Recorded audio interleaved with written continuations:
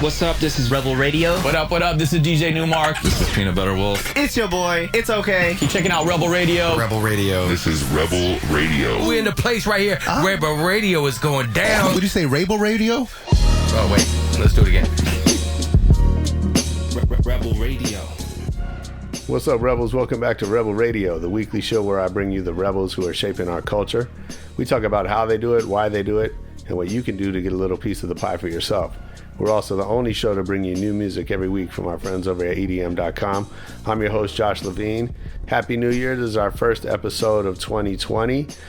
I'm very excited to bring you an interview I caught live in Amsterdam with Junior Sanchez. We were out at the Amsterdam Dance Event, ADE. For anybody that's involved in any way in dance music or even a fan of dance music, you should definitely be in Amsterdam every whenever that is. I think it's October. It's a great time, and I had the rare opportunity to catch up with Junior. He's a DJ that I've been following for a long time. I love his music and his whole get down, and we had a great conversation about his career, about how he's really always challenged the status quo. He's been a rebel amongst rebels, even showing his contemporaries how you can go outside of boundaries of genres of just really challenge what everybody's used to. So it's a great interview. I'm excited to share it with you here, and let's get into it right after our EDM.com track of the week.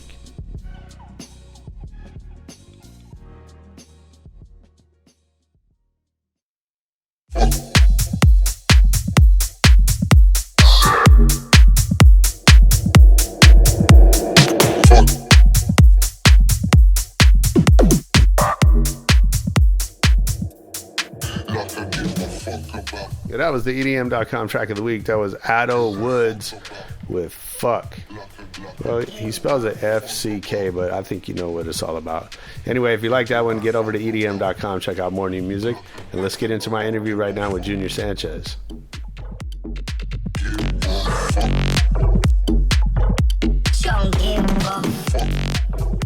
Dude, I appreciate you making time. I'm a big fan of your music for years, and I appreciate that. And I really appreciate your perspective on art and kind of why you do what you do and all that. So I'm excited to dig in a little bit. What? So take me back to the beginning. Do you remember the first record you ever bought? I do, actually. There's a lot of records that came to my life as a young kid. I'm sure. I'm the youngest of 6 siblings, but the one that I personally bought was a bootleg of Acid Crash, and the other side was a freestyle record called it was Trilogy. The group was called Trilogy, and it was called something hot. I remember. I didn't get it I got it for Acid Crash, Tyreek. Okay. Tyreek Cooper, and that was the first record, house record that I bought, and that kind of that was 1987 or something. So you were into house from the very beginning. Yeah, so, I grew up... the beginning of you. Yeah. Well, I grew up youngest of 6, right. And they all had their own style. So one of my brothers was into, industrial, KMFDM, Volton Cox, and Ministry, and then my sister was into, Boston, and ELO, and Jeff Lynne, and then my other brother was into hip-hop, Slick Rick. So everyone had their thing. Yeah. So I got influenced by all of them, so I loved all that stuff. But when I first heard Acid Crash or house music, that was me. That's so that was my sound print or my blueprint. I was like, all right, this is me. You guys got all this. This is what I got. Because my other brother, who passed away, he was into Depeche Mode and New Wave and Pet Shop Boys and early freestyle. Sure. So that was his thing. And he liked house music as well.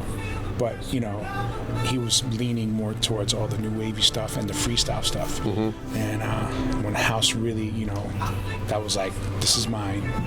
I discovered it. Right. It wasn't you guys introducing me, And yeah, sure. That was, since then. Yeah. That's interesting because, music, I think especially at that time, is such a big part of your identity. The way you dress, the way you talk, your whatever. And so you're in this household with everybody with their own different styles. And it must have been an interesting dinner table. Yeah, I mean, and they all bought vinyl because it was the Right. format to buy sure. it, and it wasn't even because they were DJs. It was just that was the format. You either bought cassettes or vinyl. They all bought vinyl because it was cool and Right. normal, and they all had record players. Yeah.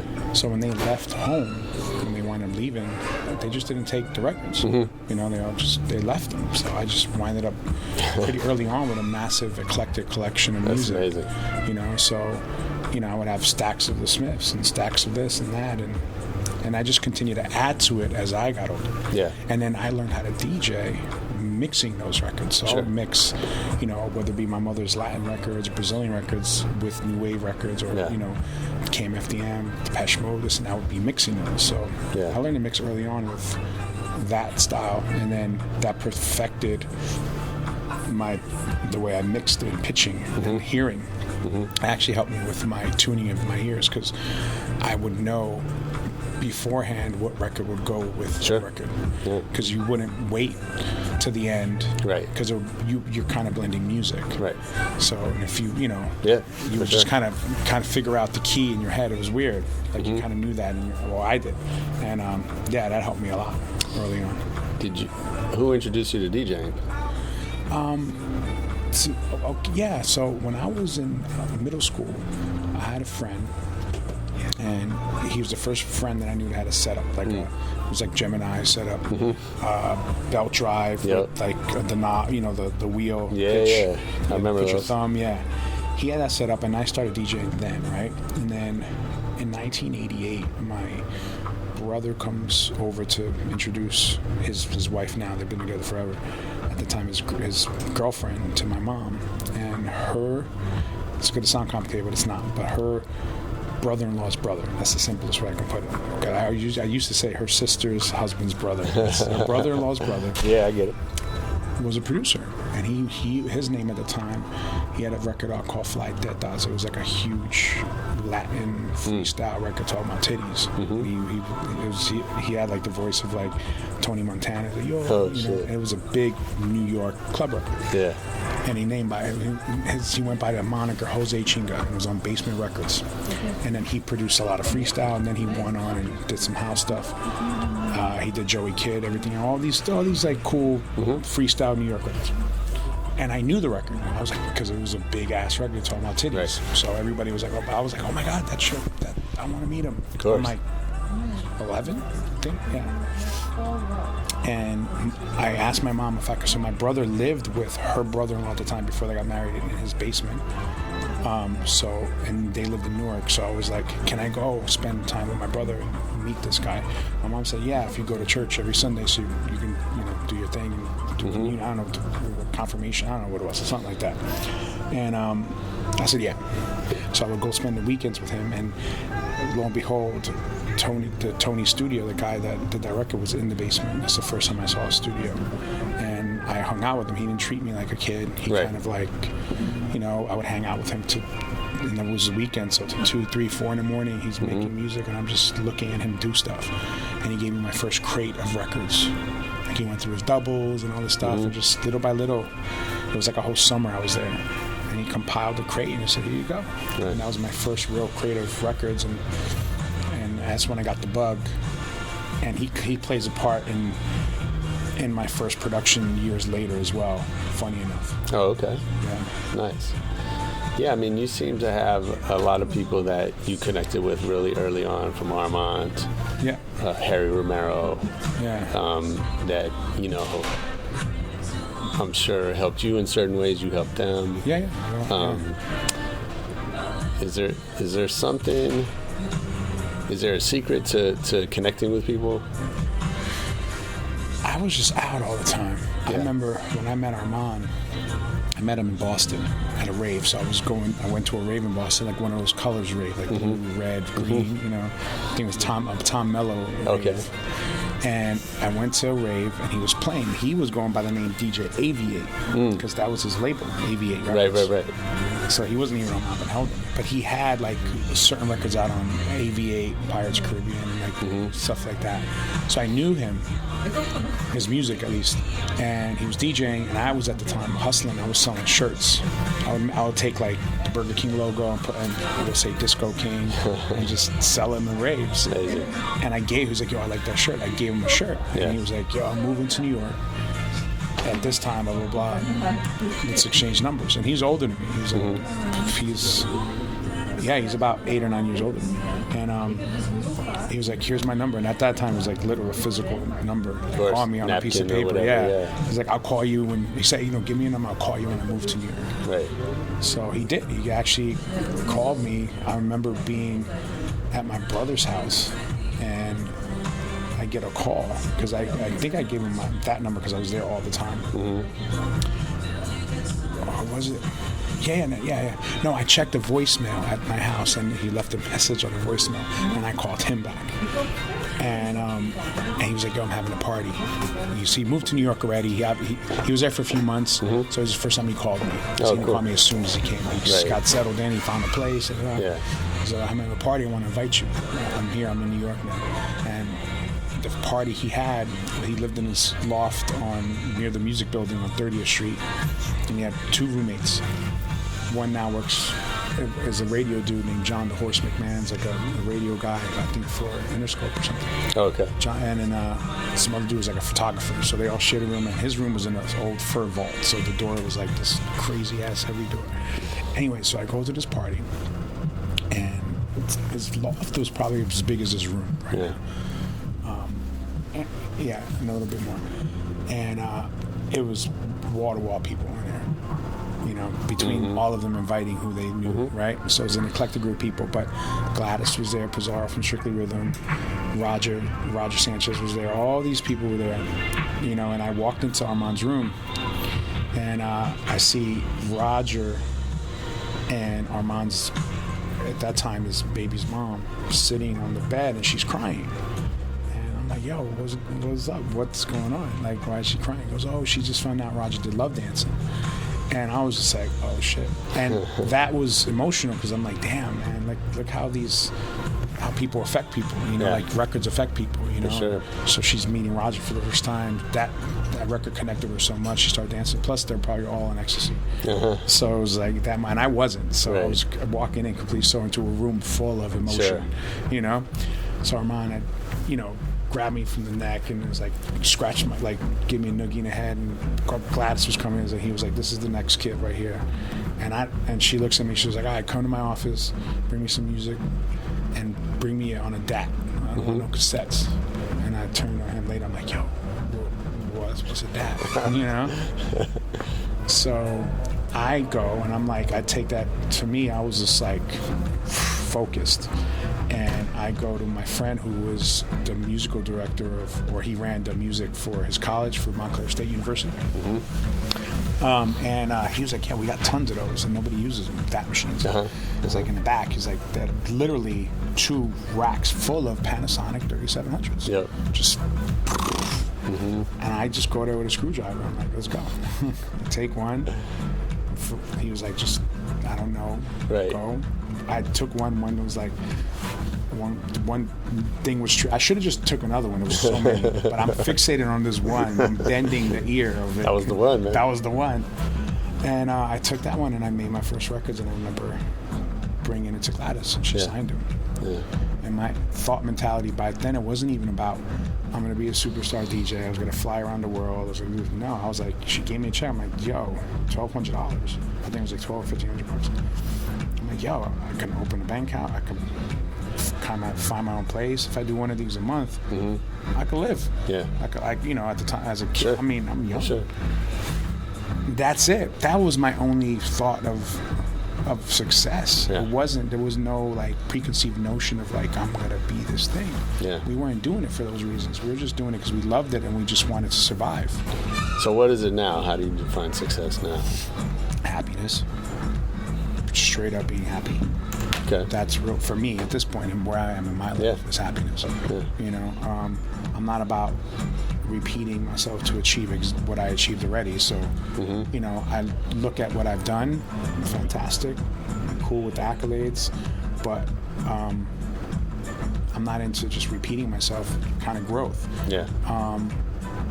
quality. I like to make sure that I make music that is, from my soul, from the heart. For sure. And that's all I can do, And if people if it resonates with people, awesome.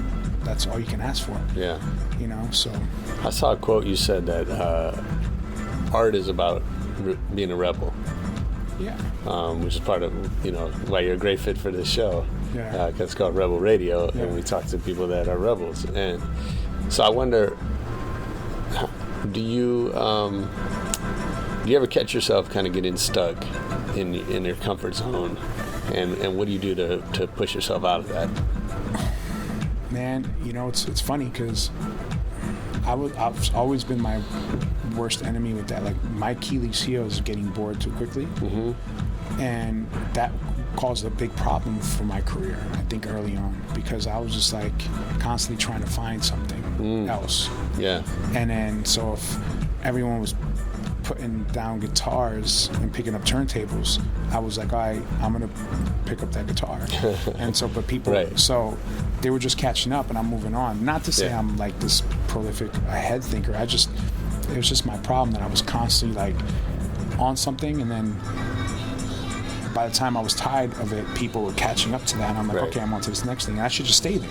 But I think that's the challenge of artists, right? Is that you're so close to the music that you want to evolve faster than your audience can keep up, right? Yeah. Like you might be bored with it. I think but you've heard the song 5,000 times. They've only heard it 10 times. But it's a maturity thing too, I think. I think when you're young, you're rebel. You're more rebellious, and you just want to do things, and you're not necessarily thinking about the aesthetic of it and how good it is. You just want to do it without thinking, because punk rock to me is a mentality. It's not a form of music. Right. Like, and people misconstrue that all the time. Sure.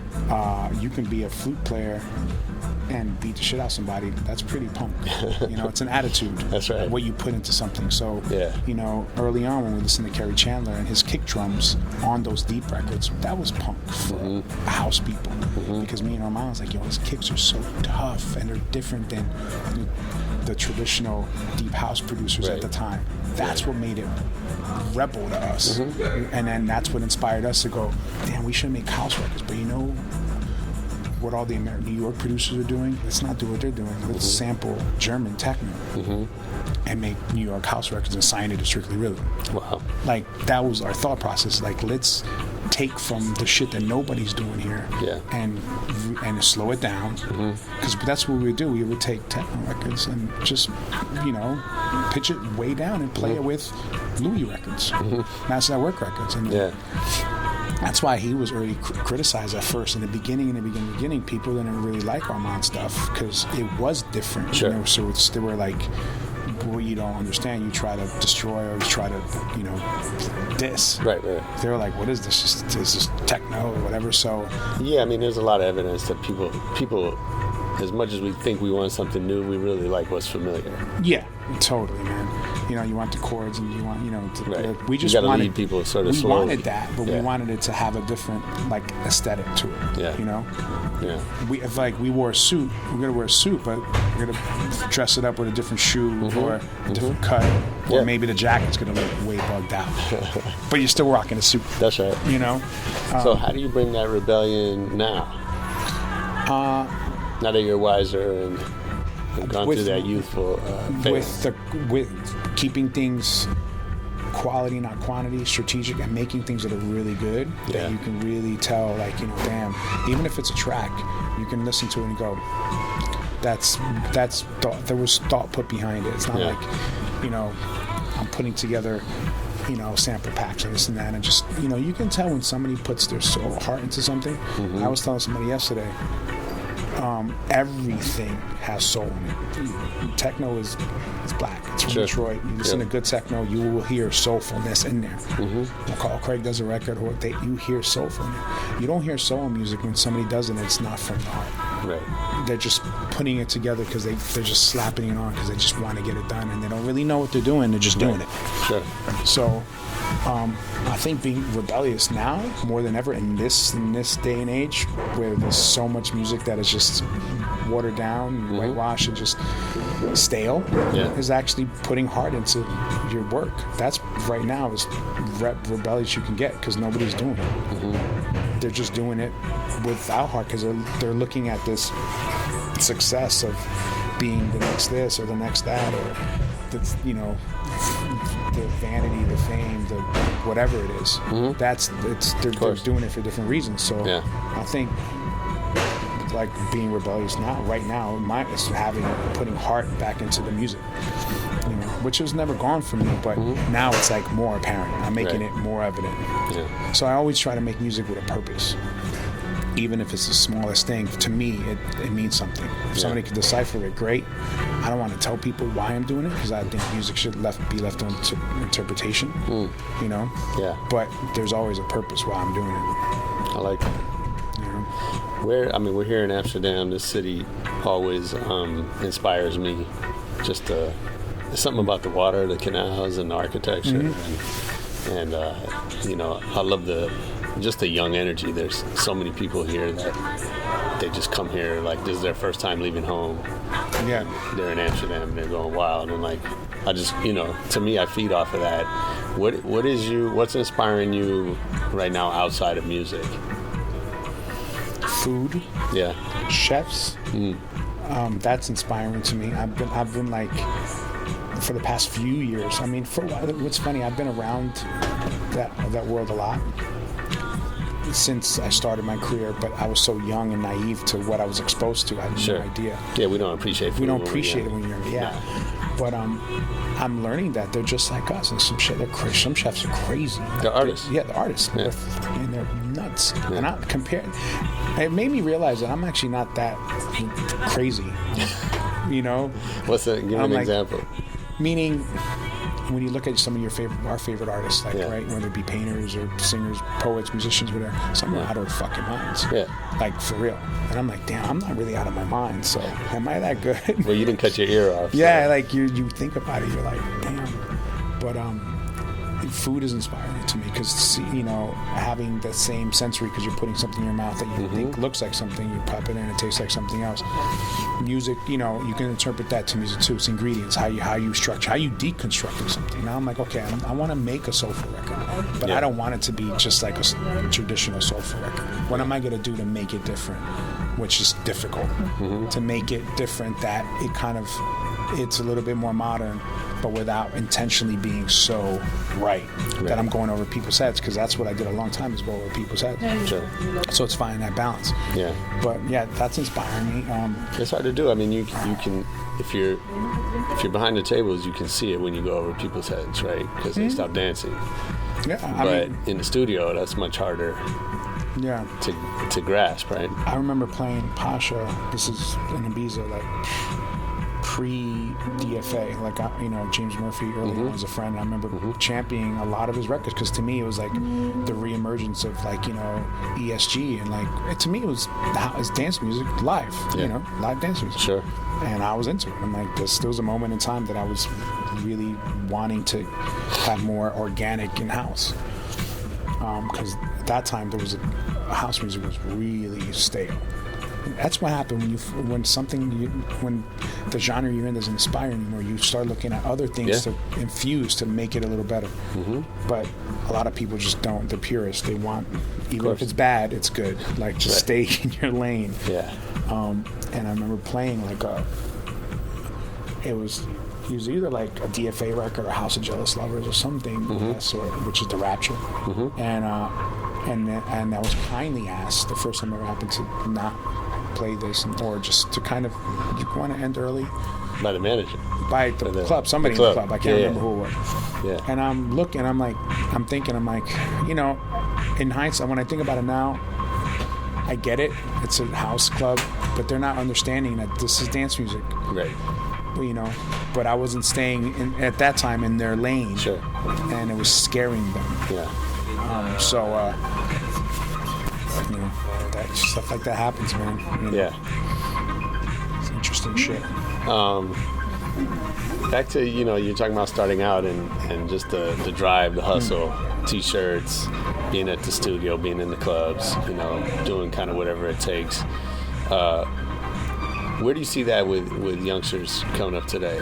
Do you see examples of that type of hustle? Yes and no. I think it's a lot less, to be honest, and I'm not criticizing because my time was different. Sure. We just had less. We had to be there. So, like, for example, if you wanted to make music, you really wanted to make music. So you either had to invest in studio time, which was expensive, or you had to invest in hardware, which was expensive. So it wasn't like you can just do it. Yeah. So it's a different now, but I think kids also, their hustle, they're holding their future in their hands. The career is in their hands, which is their phones. Yeah. And they rely on that more than anything else, even more than talent, to figure out how they're going to achieve that hustle or that goal. So they're not putting in time into the craft or the history or anything. They're just literally holding their career in their hands and going, okay, how do I amplify my optics? How do I figure out this algorithm? How do I do this? How do I get more likes? How do I get more this? How do I get more that? How do I look like I'm looking like I'm successful before I'm successful? Yeah. It's all like this false narrative. 100%. And that's weird to me, you know? Well, it's interesting, but they're rewarded for it, right? Like, oh, totally. And, you know, definitely if you look at hip hop right now, like, you have to be in memes. I don't know if you have to be, but that's a lot of cats are coming up, right? By just having something that hits a meme that, you know, and that's just part of your... It goes viral. And it's like hand in hand with the music, right? And, I mean, I think, I don't know, is there, you know, as much as these guys can learn from you, what are you learning from them?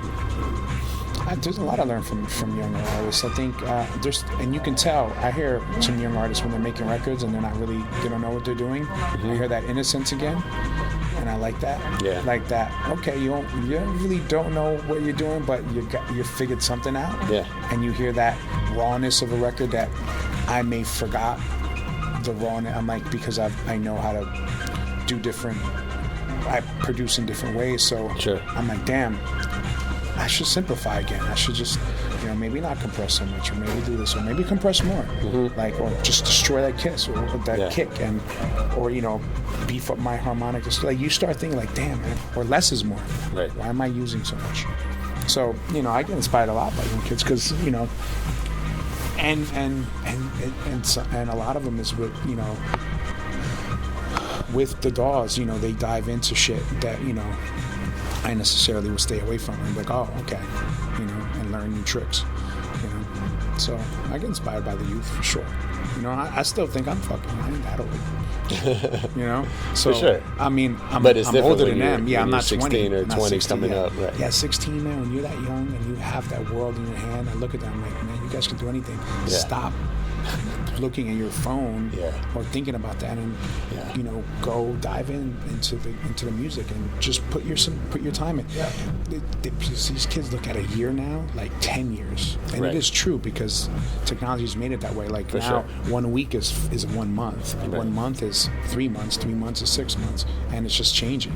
Like, people are planning ADE next year right now. Sure. Yeah. Like, we're in ADE, and they're like, yo, next year, it's like closes, but like, it's nuts. Yeah. I don't remember it ever being that, where you're planning already for another event, and you're in that event. That's blows, and they're selling tickets. So right now, you turn on your phone, like, all right, tickets for next year of this party AD on sale now, pre-sale. You don't even know who you're going. It's brand based. For sure. It's not artist driven anymore. Everything is brand based. You're investing in brands, or you want to go just because of the brand. Now the brands are more important than the artist, which is that's a whole other thing. So the labels want to say they're behind the artist, but at the end of the day, they want to amplify their brand. It's about their brand. Right. You know? Yeah, which, I mean, you know, I kind of get both sides of it. Yeah. Right, like, I get it too. For me, you know, there's just so much choice out there in everything. Yeah. You know what I mean? You know, even this town, I used to come here 10 years ago, and there's like 2 good places to eat. Yeah. and the rest was trash. Now there's like good food. Every city you go to, there's good food, right? Yeah, it's changed. Every time you grab your phone, there's more music than you could ever listen to in your life. And so the task of finding something is just more complicated than it used to be. Anything, right? And so brands help us do that, right? If I look to, Armada, I kind of know what I'm getting. Yeah. Give or take. I totally hear what you're saying, and I get it. Totally, because we grew up with brands in clothing, like, For sure. this, that, Polo, or Echo, whatever, Ding Dong School, you can go to, rave clothing. That's right. But you knew what you were getting, right? Yeah. But then there were other brands that weren't based on the culture that became like the Polo. They weren't for hip hop, but they became that. Right. Because it was the culture forced it that way. Yeah. And you look at labels like a Sony or XL or Parlophone or any of those labels. So when you think of XL, they're not going, this is XL Festival. But XL has an Adele. They have the Prodigy. Right. They have Bradley Joe Boy. They have all this. They curate artists, but it's not about them. They're not selling their brand. They're selling their artist. They're marketing their artist. So I get it. It's a different spectrum, deal. But an XL started like 12-inch label doing drum and bass and really happy hardcore break beats and evolved to what it became. So I think they evolved to where they became because they weren't just invested in themselves. They were also invested in the artist. Right. That's why they evolved to become who they are. I also think it's a different, on the one side it's about minimizing risk, right?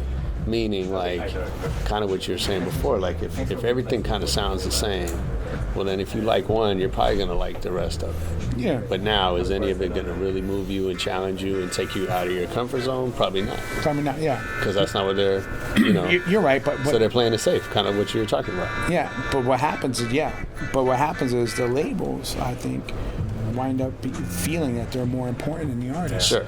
And that's the problem.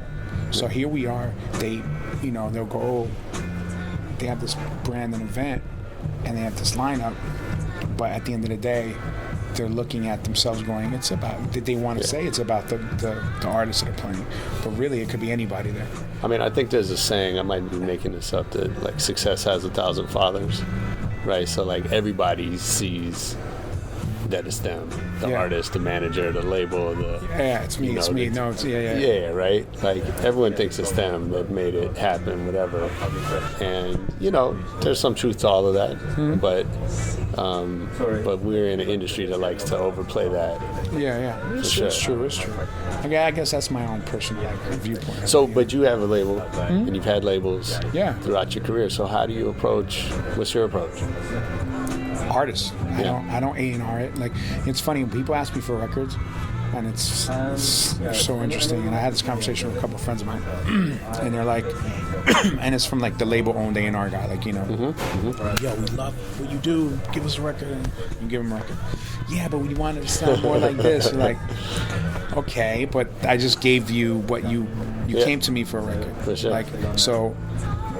What I'm trying to say is if I'm painting a picture and I'm an artist and I have a white canvas and I'm stroking some strokes, how are you going to take the brush out of my hand and then start painting it, but you want a painting from me? I don't understand it. So what I do to younger artists, if they can send me demos, either I like it, I don't like it.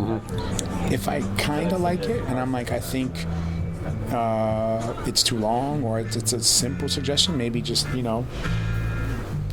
edit this, but I don't do any creative input because I want them to be who they are. I can't tell them how to make their music. Right. Then I'm doing it. Sure. And a lot of A&Rs do that. Tell them, you should do this. I'm you can make it. So that's one way around my label where I don't tell who I'm releasing music how to make their music. Right. That's why I'm signing it, because they made it. Yeah, I mean, I feel like that's I love that approach. I think that that works really well for some artists, and some artists need the help, right? Yeah. And, so in the 90s, I was a manager, and I used to meet, I was in LA in hip hop, and I met 10 guys who told me they did all these, these records for Dr. Dre. Yeah. They're Dre's name is on it, but it's me. Yeah. 10 different guys, and they were all telling the truth, right? As far as I know. But you'd hear their demos and they weren't good. They didn't sound like Dre's shit Like sounds, like right? it finished, yeah.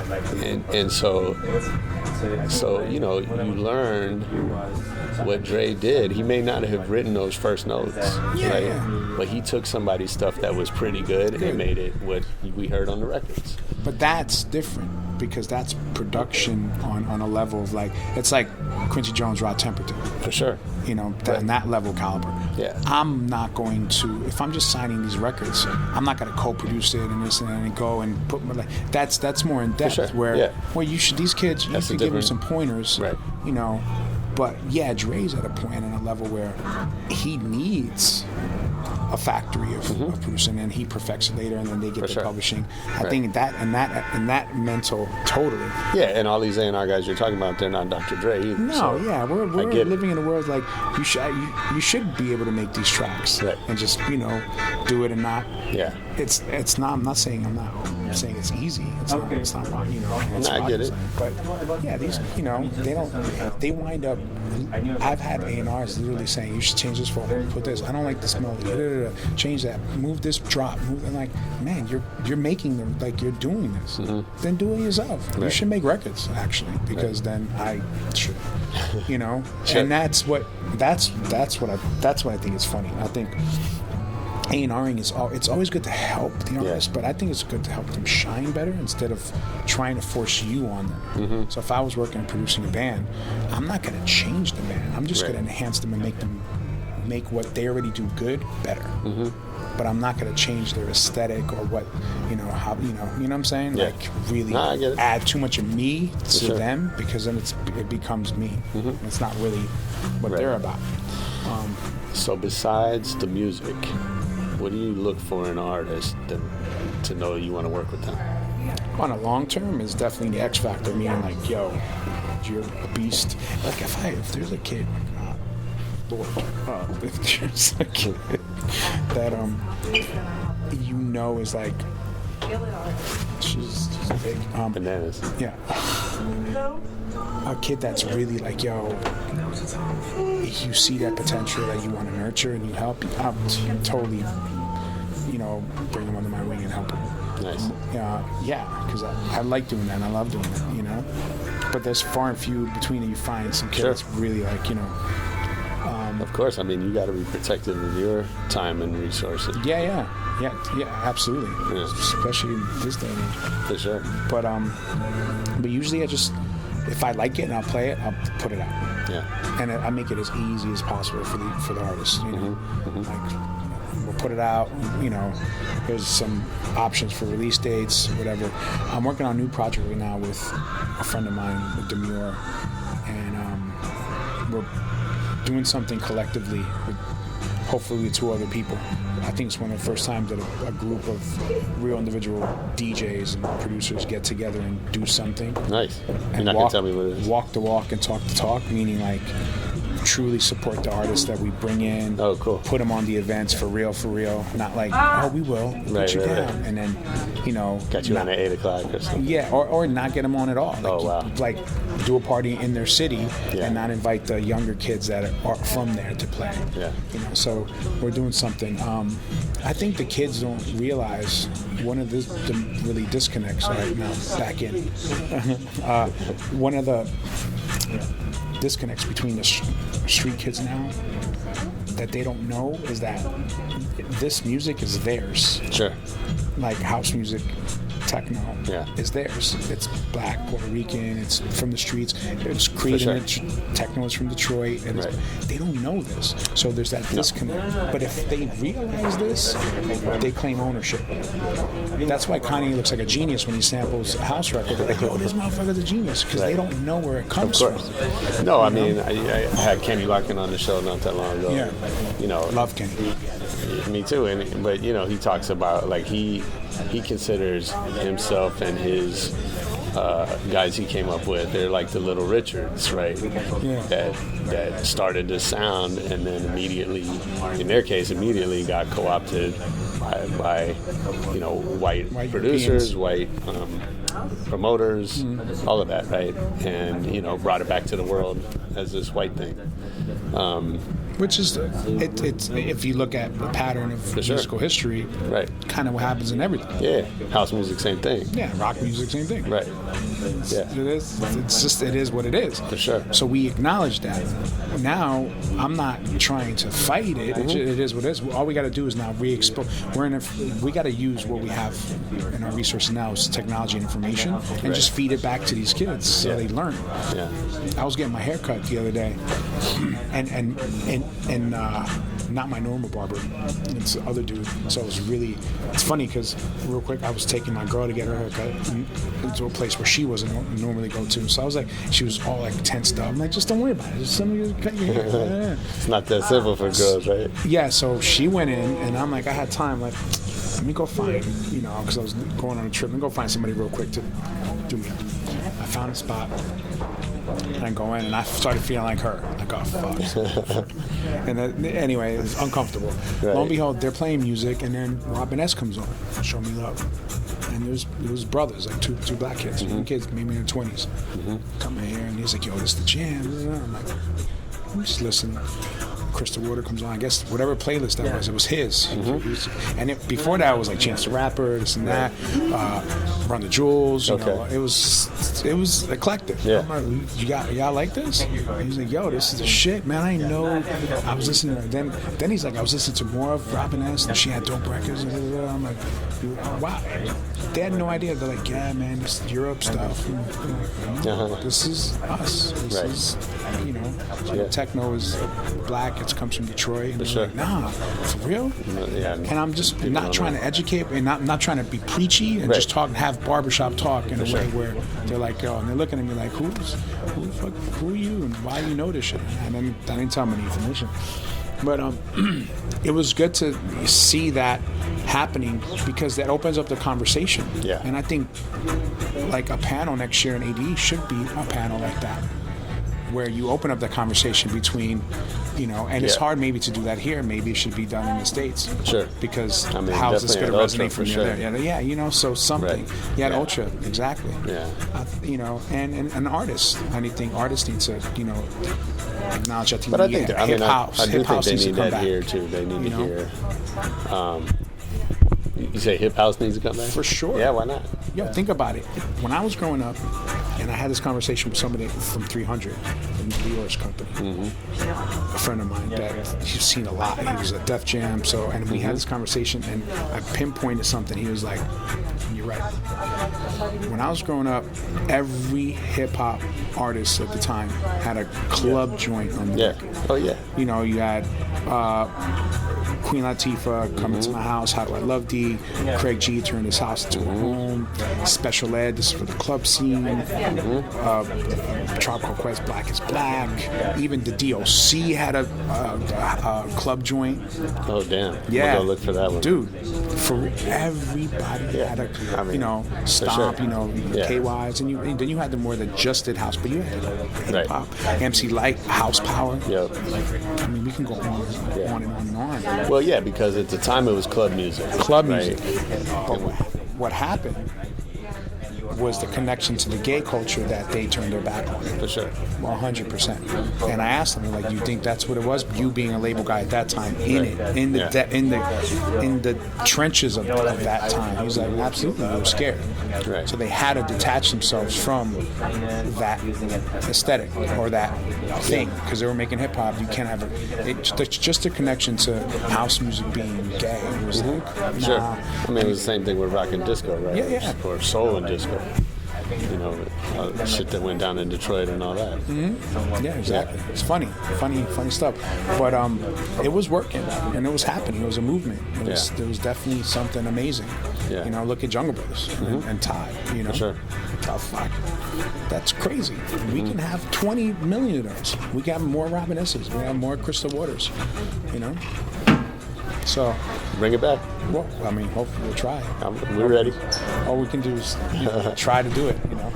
Hey, you mentioned your girl, so I read that y'all are getting married. Yeah, next year, actually. So important question: who's DJing the wedding?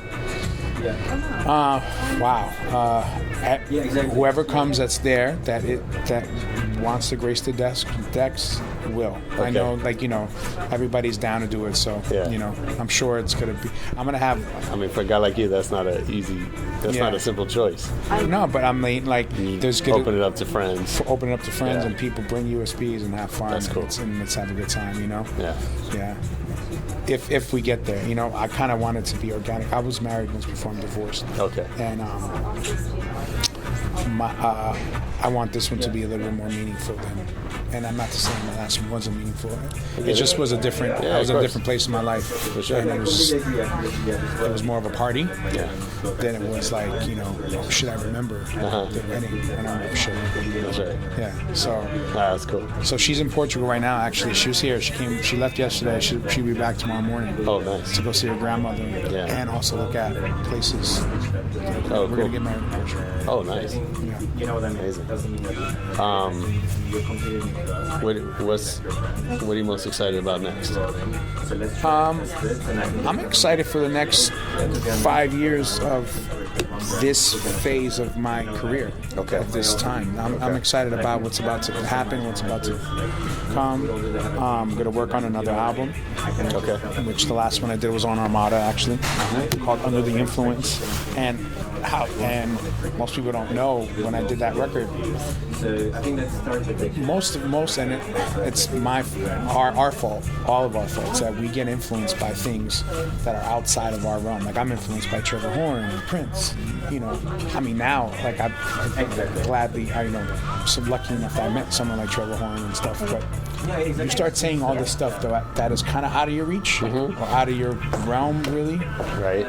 That are your inspiration, and I realized before I started my last album that all my influences have been around me the whole time. They come over my house, they hang out with me, we break bread, we talk about music, and it's my friends, Todd, Kenny, and you take it for granted, that these people are, your friends now. Right. And when I was growing up, they weren't my friends. They were like my people I admired. Right. They were my Trevor Horns. Yeah. They were, my Rod Tempertons, for real.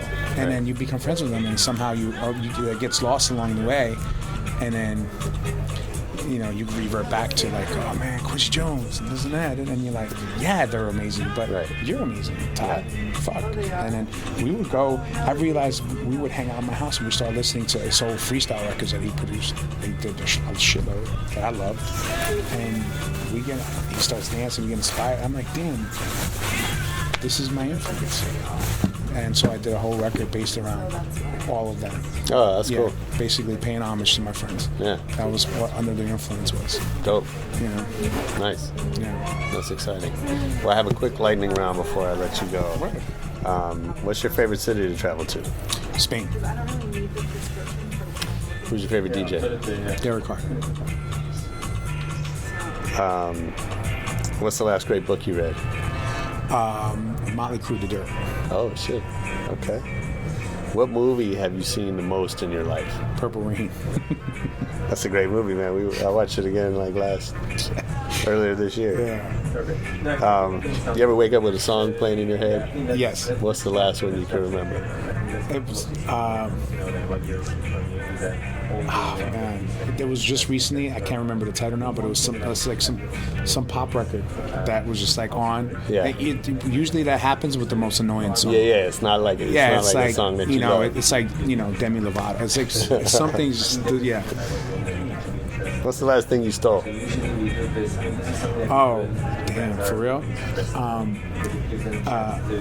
I didn't steal it, but kind of stealing. So I was at Home Depot. They gave me this. I was changing my hardware for my cabinets, and so the guy gave me, he just broke open a patch, and he just gave me one of the, I needed one. He just gave it to me. But that's cool. technically stealing. Yeah. It's all right. That's friendly though. Sometimes, Got to be that way. You gotta do fuck it. Right. Thank you. If I worked for you, what's something I would hear you say over and over? Good morning. Did you have coffee? How's your day? Let's keep it moving. Nice. Shit like that. That's cool. Junior, thanks, man. I appreciate you doing man, this. Thank you. This is dope. It's great. anytime you come to LA, if there's anything you need, Yo, I got you. let's break some bread. Yeah, for sure. 100%. For sure. I'm down. Dope. Yeah. Yeah, that was Junior Sanchez live from ADE on Rebel Radio. I hope you enjoyed it. I know I did. Make sure you leave us a comment. A 5-star review on iTunes wouldn't hurt. We appreciate that. Go ahead and subscribe. Make sure you're getting all of our episodes if you're not already subscribed. But if you're not, I'm not really sure how you got this one. Anyway, you can also reach out to us on Twitter, on Facebook. We love to hear from you. All of those are at Rebel Radio Net. And we got videos of a lot of our episodes showing up on YouTube at Rebel Radio Net. Most importantly, come back next week for more Rebel Radio. Peace.